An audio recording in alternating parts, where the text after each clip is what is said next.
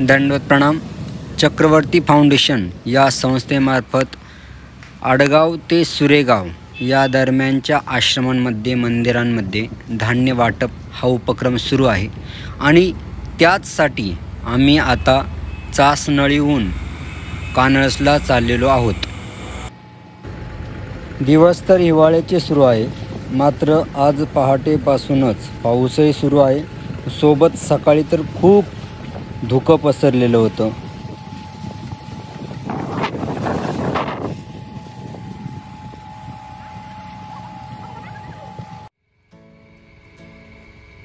सर्व अच्युत गोत्री बांधवांना सादर दंडवत। आज मी नाशिक जिल्ह्यातल्या श्री क्षेत्र कानळद इथे आलेलो आहे। हे माझ्या पाठीमागे जे मंदिर दिसत आहे ते आपल्या सर्वज्ञ श्री चक्रधर स्वामींचे आहे। त्याच्या पलीकडे गोदावरी आहे, जो पूल आत्ताच क्रॉस करून आलोय आपण।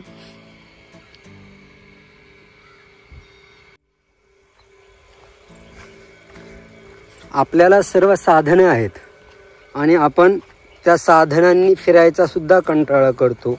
स्थानवंदना असेल किंवा देवदेव करायला, मात्र त्या काळात स्वामींच्या काळामध्ये साधनं नसताना स्वामी आपल्यासारख्या भक्तांसाठी कुठे कुठे फिरले।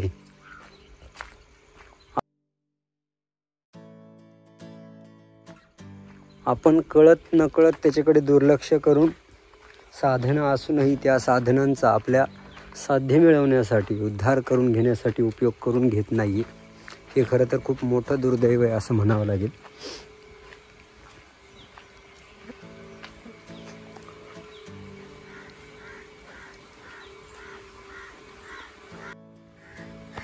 मस्त जुन्या ठेवणीतलं मंदिर आहे, जुन्या पद्धतीतलं। खरं तर तुम्हाला ह्या मंदिराचा इतकुसा दरवाजा बघून आश्चर्य वाटेल, पण आश्चर्य नाही। तर जुन्या काळी ही पद्धत होती की परमेश्वराच्या मंदिरामध्ये अथवा देवाच्या मंदिरामध्ये जाताना माणसाने नम्रतेने जावं, म्हणून हा दरवाजा इतका छोटा आहे। नाहीतर आपण ताठ मानेनं जात असतो ना, ते होऊ नये। जास्तीत जास्त हा 2.5 फुटाचा 2 ते 2.5 फुटाचा दरवाजा आहे। यातून अगदी छानपैकी बारीक होऊन यायचं। देवाच्या मंदिरात देवाच्या दारी आल्यावर माणसानं बारीकच व्हायचं असतं, पण आपलं नेमकं उलटं होतं।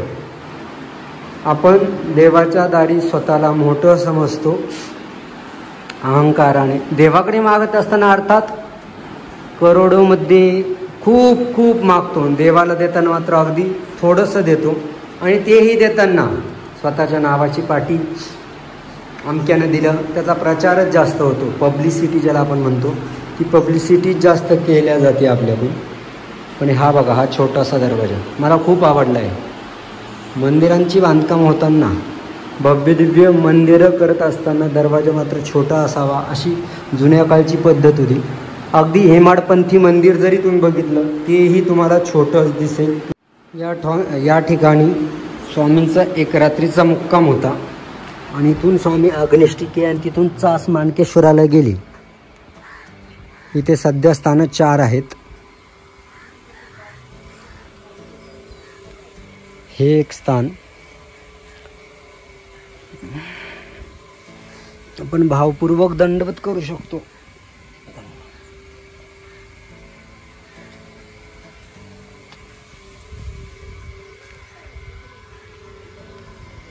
पत्र्याचं शेड आहे।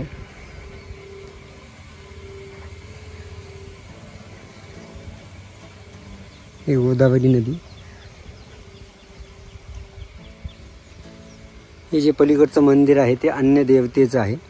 या इथे पायऱ्यांचा आकार आहे, पायऱ्या असाव्या त्या काळी, स्वामी त्या पायऱ्यांवर उतरलेले असावे म्हणून तो आकार दिलेला आहे। हे अर्थातच गोदावरी नदी आहे। इकडे एक स्थान आहे। जेव्हा ज्या ठिकाणी स्वामींचा एक रात्रीचा मुक्काम असतो, तिथे खरं तर खूप कमीत कमी 10 स्थानं असू शकतात किंवा असावेत, मात्र तत्कालीन नोंदींअभावी तितके नसतात। काही ठिकाणी मुक्काम एक रात्रीचा असतो, तिथे 4, 5, 8, 10 स्थानं दिसतात। काही ठिकाणी एक रात्रीचा मुक्काम असून एकच स्थान असतं। ते तिथली नोंद, ते दैवाचे भाग्याचे भक्त त्याच्यावरती अवलंबून या सगळ्या गोष्टी असतात. हा जो पूल आहे, हा पूल चासनळी सुरेगाव जातो. मी जे उभा आहे ते आहे नाशिक जिल्ह्यात. या नदीच्या पलीकडे अहमदनगर जिल्हा आहे.